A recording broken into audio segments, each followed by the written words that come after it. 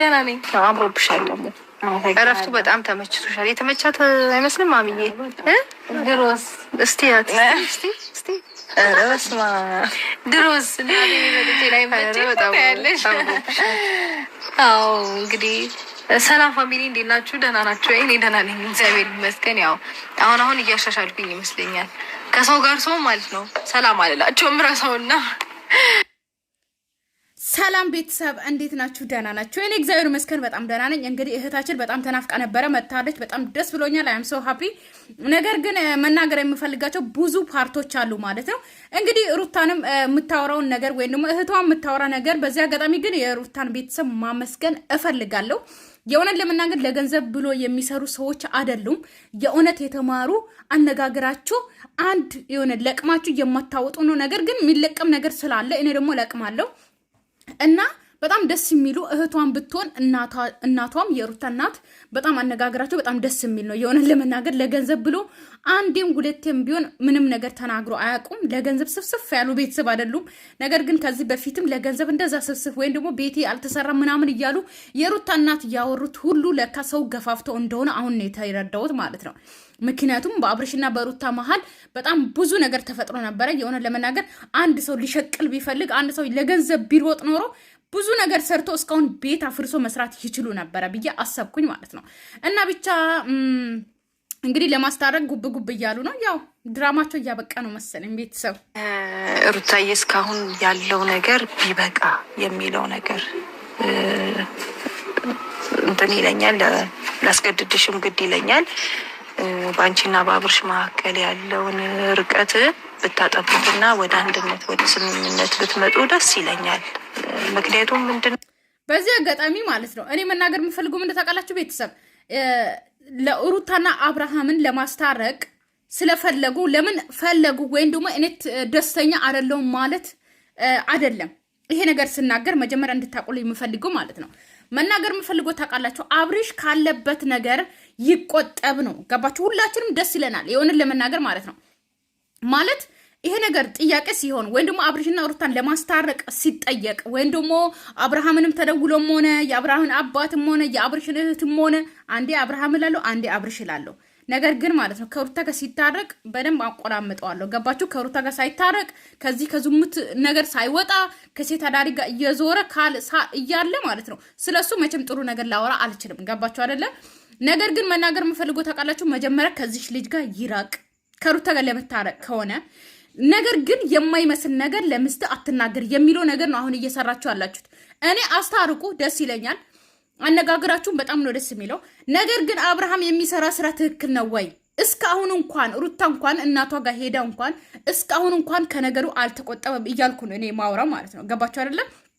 ከዚህ ነገር ይቆጠብ፣ ካለበት ነገር ይቆጠብ፣ ከዚች ልጅ ጋር ይለያይ፣ ስለ ትዳሩ ያስብ። ብቻውን እንኳን አንድ ሳምንት መቀመጥ አልቻለም ከሩታ ጋር ተለያይቶ ማለት ነው። ገባችሁ አይደለም? ስለዚህ ያ ነገር ያቋርጥና ከሩታ ጋር ይታረቅ፣ ማንም ሰው ደስ ይለናል። ነገር ግን እሱ እዛ ጋር አሸሼ ገዳ እያለ እዚህ መጥታችሁ ደግሞ አብርሃምንም ቆንጥጠዋለሁ ሩታንም ቆንጥጠዋለሁ፣ ሁለቱም ይታረቁ፣ የአብርሃምን አባት አናግሬያለሁ፣ የአብርሃምን እህቶች አናግሬያለሁ፣ ሁለቱም መታረቅ አለባቸው ምናምን ብላችሁ ስላወራችሁት ምንም ነገር ፋይዳ የሚደረግ ነገር የለም ነው። እዚህ ጋር እህታችን ይቅርታውን ተቀብላ እሺ ብላ ከሱ ጋር ስትታረቅ ተመልሶ ያው ነው ታጥቦ ጭቃ ነው የሚሆነው ነገሩ። ነገር ግን ተነጋግሮ ያ ነገር መፍታት አለበት። አቶ አብርሃም ከዚህ ነገር መውጣት አለበት። ታጥቦ ጭቃ አይሁን ነው የኛ ነገር። ገባችሁ አይደለ? ይገባችኋል ብዬ በደንብ አስባለሁ። መሰለሽ ልጅ ያለ አባት ማሳደግ በጣም ይከብዳል። አንቺ ለጊዜው ቀላል ሊመስልሽ ይችላል። ትዳር ማለት በጣም ከባድ ነው። ልጅ ወልዶ ማሳደግ ማለት በጣም ከባድ ነው። ስለዚህ አባት ከጎኑ አሁን ይኸው እግዚአብሔር ይመስገን እንግዲህ ወደ መጨረሻው ደረጃ እየደረሽ ነው፣ ወደ መውለዱ ደረጃ እየደረሽ ነው። በምጥ ሰዓት እሱም ብዙ ጊዜ ነው ቪዲዮ ላይ አይቻለሁ። ብዙ ጊዜ ይቅርታ ይጠይቅሻል። አንቺ እልህኛ ነሽ አውቃለሁ፣ ውስጥሽ እኮ የዋህ ነሽ፣ ንጹህ ነሽ። ግን ይሄ እልህ ይቅርታ ማለት እኮ እንደዚህ አይደለም። የሩታ እናት የሩታ እህት ማለት ነው። በዚህ አጋጣሚ ይቅርታ መጠየቅ እንደዚህ አይደለም። ገባችሁ አይደለ? አይኖ ይቅርታ ጠይቀዋል በአፉ ከልቡ ሳይሆን ይቅርታ ጠይቋል። ሰው እናውቃለን። እሱን ግን አብርሽ ከልቡ አንድ ቀንም ይቅርታ ጠይቋት አያውቅም ሩታን። ልንገራችሁ በዚህ አጋጣሚ ማለት ነው። አብዛኛው ጊዜ ካያችሁት እስቲ እግሯ ላይ ወድቃ ይቅርታ ጠይቅ፣ እስኪ አበባ ይዘ ይቅርታ ጠይቅ አሉኝ እያለ ነው ሄዶ የሚጠይቀው። ነገር ግን እዚህ ጋር ማስታረቅ ካለባችሁ ነገሩን እየፈታችሁ ነገርን እያቋጫችሁ ማስታረቅ አለባችሁ እንጂ ነገሩን እንዴት ነው እንደታሰረ ተቀምጦ የሆነ ነገር እንዴት ነው የሆነ ነገርን አስራችሁት እንደታሰረ እንደተቀመጠ ይሄ ነገር አድርጉ ማለት ነው። ወይም ደግሞ ሳይፈታ የሆነ ልብስ እሺ ታሽጎ መጣ ማለት ነው። ታሽጎ የመጣውን ልብስ እንደ ታሽግ ልበስ ማለት ነው። ይሄ ነገር እያረጋችሁ ያላችሁት ማለት ነው። ገባችሁ አይደለ? ስለዚህ ምን ማለት ፈልጌ ነው፣ ነገሩን ስትፈቱት ከስር ማለት ነው መፍታት አለባችሁ እንጂ እናንተ ምንድነው አሁን ብዙ ጊዜ ቪዲዮ ላይ አይቻለሁ ይቅርታ እየጠየቀ ነው ይዞሽ ነው ምናምን ሶቶ ነው ኔቨር እንደዚህ አላደረገችም ሩታ። ይቅርታም አብርሽ አልጠየቀም ከልቡ ማለት ነው። ይቅርታ ጠይቋል ለቪዲዮ ሰው አይኖ እናቃለን። ሁለቴ ጠይቋል እናቃለን። አንዴ አበባ ይዞ ሄዶ ጠይቋል።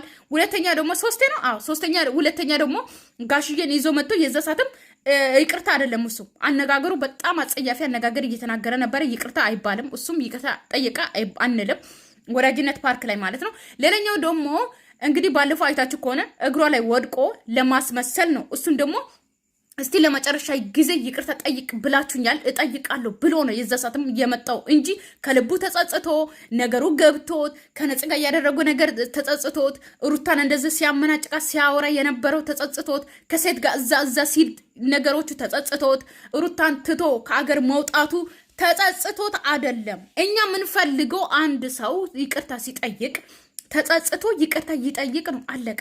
ገባችሁ አይደል? እዚህ ጋር ተጸጽቶ ይቅርታ አልጠየቅም። ስለዚህ ብዙ ጊዜ ይቅርታ ጠይቀዋል ምናምን ብላችሁ ኤናክል ማለት የላችሁ።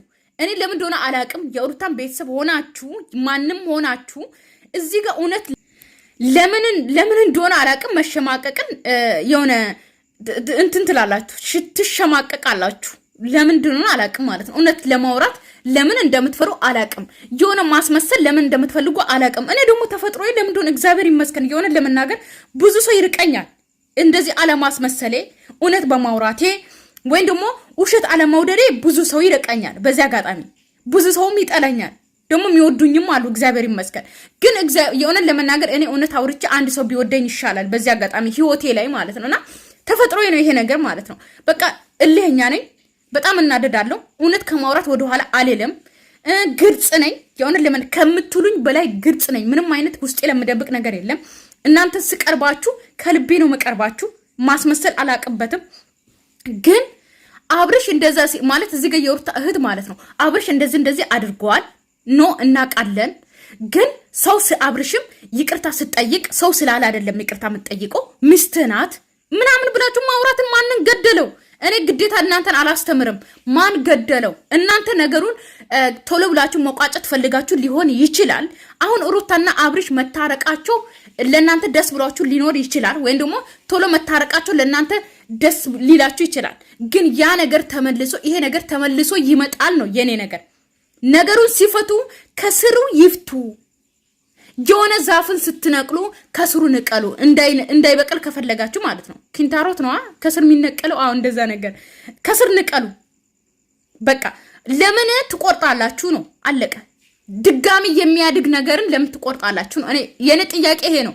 ስለዚህ ስታስታርቁ ከስሩ አስታርቁ። እውነትን አውራችሁ አስታርቁ። ማን ጥፋተኛ እንደሆነ ማን ጥፋተኛ እንዳልሆነ እሱን አውቃችሁ ነው። ሽማግሌ ሲሰበሰብ በቃ አባቶች የሆነ ድሮ ሲሰበሰቡ ማለት ነው ማነው ጥፋተኛ በደም ለምን 2 ቀን 3 ቀን አይወስድም?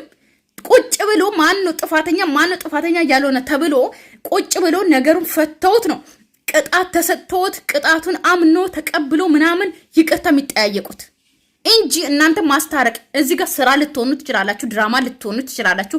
ግን እንደ ቪዲዮ መሄድ አለብን። ይቅርታ ስጠይቅ ሩታም ሆነ አብርሽም ይቅርታ ሲጠይቅ ከልቡ ይቅርታ ይጠይቅ። ገባችሁ አይደለ? ብዙ ማውራት አልፈልግም። የሆነ ለመናገር ይገባችኋል ብዬ አስባለሁ። ጥሩ አይደለም። እልህ ትዳር ያፈርሳል። እልህ ብዙ ነገሮችን ያሳጣል። ስለዚህ ተራርቆ ኑሮ ተለያይቶ ኑሮ የሚሆን ነገር አይደለም። ልጅ ሲመጣ ልጅ እኮ የአባት ጥያቄ መጣብሻል አባቴ ሲልሻል። ሲያድግ ብቻሽን ደግሞ ማሳደግ በፍጹም የማይሞከር የማይታሰብ ነገር ነው። ለምን በትዳር ዓለም መጋጨት አለ፣ መስማማት አለ። የኛን ከታላላቆችሽ ራሱ እኮ ልትረጂ ልትማሪ ይገባሻል። በዚህ አጋጣሚ ማለት ነው ግን ትዳር መሀል ላይ የሚጋጩት ሰዎች ወይም ደግሞ ማለት ነገሩ መለየት አለብን ሁላችንም ማለት ነው።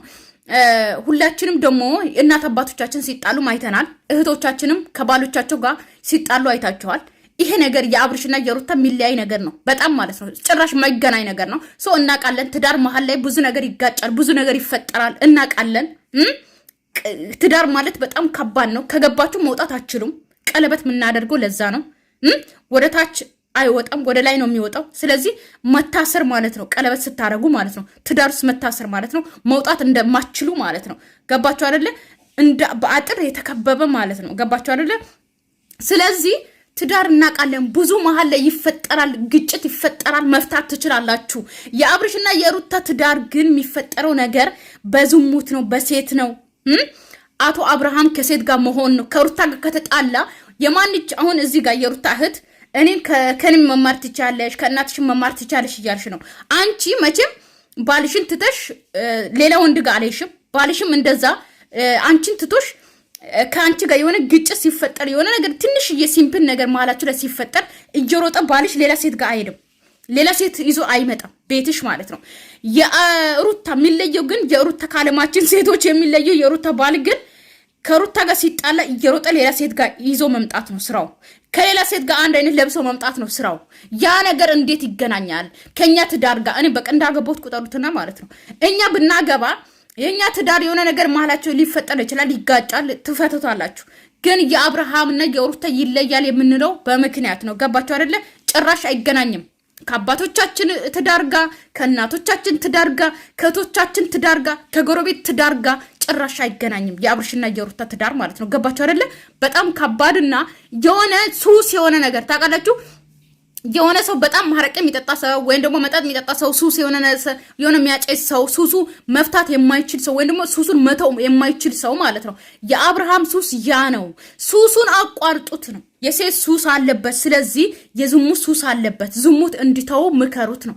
ገባችሁ አይደለ? ምክንያቱም እኔና ባለቤቴ ዛሬ ተጣላን አይደል? ከሁለት ደቂቃ በኋላ ደግሞ መልሰን እንታረቃለን። ብዙ ነገሮች የሚያጠሉን አሉ። ብዙ ሲቀጥል ማለት ነው የሆነ ለመናገር እህቴ በጣም የምወዳት እህቴ ያላችሁ ብዙ ጊዜ እናገራለሁ ስለሷ ማለት ነው። ለኔ ጓደኛም ሁሉን ነገር ናት ብዬ ማውራ ማለት ነው። ምንም አይነት መሀላችሁ ላይ ቢፈጠር ከባሏ ጋር ማለት ነው ታውቃላችሁ፣ ሳትፈታ አታድርም። ብትሞት ከባሏ ጋር የሆነ ነገር ብትጣላ ያ ነገር ሳይፈቱ አያድሩም በፍጹም ማለት ነው። ፈቶ ተነጋግሮ ነው የሚያድሩት ማለት ነው። እና ያ ነገር ማለት በጣም ቀላልና ትንሽ ነገር ማንም ሰው ላይ ትዳር ላይ የሚገጥም ነገር ነው። ያ ነገር መፍታት ትችላላችሁ። የአብርሃም ግን የሚፈታ አይደለም። ጸበል የሚያስፈልግ ከሆነ ጸበል፣ አማኑኤል የሚያስፈልግ ከሆነ አማኑኤል ያስገብታችሁ፣ ጭንቅላቱ ተፈቶ እንኳን የሚገጠም ከሆነ ጭንቅላቱን ፈታችሁ ድጋሚ ዳግመኛ አብርሃም አርጋችሁ መስራት ካለባችሁ መስራት አለባችሁ ማለት እፈልጋለሁ ማለት ነው። ምክንያቱም የሴት ሱስ ስላለበት፣ የሴት ዝሙት ስላለበት፣ ጭንቅላቱ ውስጥ የዝሙት መንፈስ ስላለበት እሱን አስወጡት ነው። ገባችሁ አይደለ? በሃይማኖቱ እንትን ነዋ። ውሰዱት ፓስተር ጋር ማን ጋር ነው ይሄ? ውሰዱት። የምሬን ነው። ነገሮች የሚያስታርቁን አሉ። ተቻችሎ ነው ትዳር፣ ተቻችለን ነው። አንተ ትብስ አንቺ ትብሽ ተባብሎ ነው እንጂ አንተም የራስህ ጉዳይ እኔም የራሴ ጉዳይ ተብሎ የሚባል አይነት ነገር አይደለም። ስለዚህ ሩታዬ፣ የኔ ውድ፣ የኔ ፍቅር፣ እንዴት እንደምወድሽ እንዴት እንደማከብርሽ ታውቂያለሽ። ግሳጼንም እንደምትቀበይኝ ባለሙሉ ተስፋ ነኝ። ስለዚህ ወደ አንድነት ብትመጡ እሱንም ደውሽኛል። ግን ደግሞ እኔ ያለፍኩበትን ሁኔታ ስለማቅና ያንን ነገር ውስጥ እንጃ መቀበል ስላልቻለ ነው። ሩታዬ ቅድም እኮ ለምን የሚል ውስጣችሁ አይቀመጥ ብያለሁኝ። እኔ አሁን ሁለታችሁንም ነው። እኔ አንቺም ብቻ አይደለም፣ አብርሽም ልጄ ነው፣ አንቺም ልጄ ነሽ። እኔ ደግሞ ሁለታችሁን ስትስማሙ ነው ድምቀቴም፣ ደስታዬም፣ ሰላሜም ሁለታችሁ አንድ ላይ ስትሆኑ ነው ልጄ። ስለዚህ እኔ አሁን በቃ አይዞሽ አብርሽንም ሁለታችሁንም እንደዚህ አንድ ላይ አድርጌ ሰላማችሁ ለአንቺ ሩቅ አይደለም። አይዞሽ ማይ አይዞሽ። እኔ ደግሞ መልሽ ውዴ የኔ እኔ እግዚአብሔር ይባርካት ሆነ ከሬን ተሳጽ ተሰማለች። እኔ ምንድነው አንቺ እህቴ ስለሆንሽ እሱ አብርሽ ደግሞ ባለቤት ስለሆነ ሳይሆን ሁለታችሁም ደግሞ ለኔ እኩል ናችሁ። ባንድ አይን ነው ማያችሁ በእውነት ለሱ ያለኝ ክብር ላንቺም ያለኝ ክብር ለሱ አለኝ።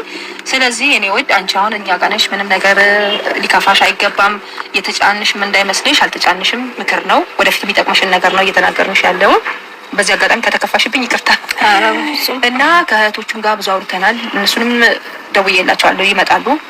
እነጋሽ አይ እህቶቹ በዚህ አጋጣሚ እህቶቹ ማለት ነው ከኤልዱ ውጭ እህት አለው ብዬ አላስብም። ኤልዱ የሆነ ለመናገር ትልቅ እህት ናት። ምክንያቱም እንደዛች ያው ከሷ ጋር እንኳን ተያይዘናል። እኔ ምክንያቱም በሩታ በኩል ለሚመጡት ወይም ደግሞ መጥፎ ነገርን በሚሰሩት በጣም ነው የሚያዘው። ቅመኛ ነኝ በዚህ አጋጣሚ ማለት ነው። አለቃቸውም ግን ልክ እንደ ሩታ ቤተሰብ ቁጭ አድርጎ ማናገር ሳይሆን የአብርሽ እህት የሚፈልጉት ምንድነው ታውቃላችሁ? እኔም ሰው እንደሌለ አደረጋችሁት፣ ቤተሰብ እንደሌለ አደረጋችሁት። እኔም እኮ እህት ነኝ ዘራፍ እያሉ የሚመጡ እህቶች ናቸው ያሉት። በዚህ አጋጣሚ እህት ምናምን አትበሉ። ጋሽዬን ከሆነ ጋሽዬን፣ እህትዬን ከሆነ እህትዬን አናግራችሁ ማስታረቅ ካለባችሁ አስታርቁ እንጂ እህት ምናምን የምትሉ ሰዎች ማለት ነው። እህት የአብርሽ እህት የተባለው ቹዋ የሆነች በቃ አለ አይደለ? ልክ አሁን የሩታ እህት እንደተናገረችው አብርሃምንም ሩታንም በአንድ አይን ነው ማየው፣ በአንድ ነው ማያችሁ። እህቴ ስለሆንሽ ለአንቺ አላዳላም ነው ያለችው። ያቺ ግን ምንድን ነው ያለችው? ልክ ቤተሰብ እንደሌለው አደርጋችሁ የትልቅ ትንሽ አስተሳሰብ ማለት ነው። ገባችሁ አይደለ? ብላ ነው የመጣችሁ። የዛ ሰዓት ቪዲዮ አይታችኋል ማለት ነው። ግን ከሱ ቪዲዮ የተማረች ይመስለኛል ትንሽ ማለት ነው። ተምራለች። ከዛ በኋላ እኮ ድምጥማጧ ነው የጠፋው ማለት ነው። እና አንዴ ጊዜ ቪዲዮ ላይ ስትመጡ የትልቅ ሰዎች ማለት ነው እንደ ትልቅ ሰው አስቡ፣ እንደ ጫጮች አታስቡ ማለት ነው። ገባችሁ አይደለ? ግን በዚህ አጋጣሚ እንግዲህ ሩታዬ ፈርዶብሻል እና ብዬም አሉ አንድ ላይ ሆነን እሱም ባለበት ማስተካከል ያለበትን ነገር ያስተካክላል።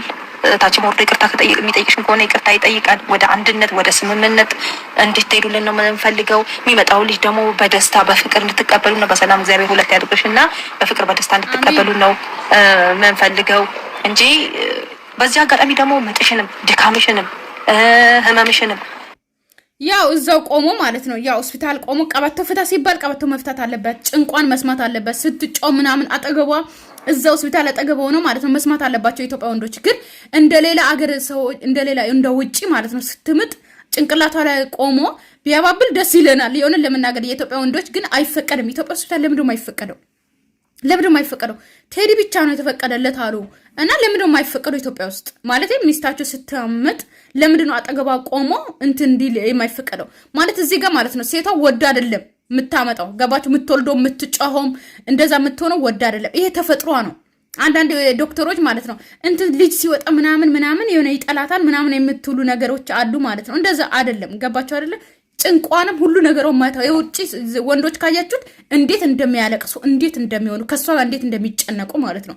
ያ ነገር ግን መሆን አለበት ኢትዮጵያ ውስጥ ማለት ነው። ወንዶቹም እኛ ስናምጥ አብሮ ከኛ ጋር መማጥ አለባቸው ብዬ አስባለሁ።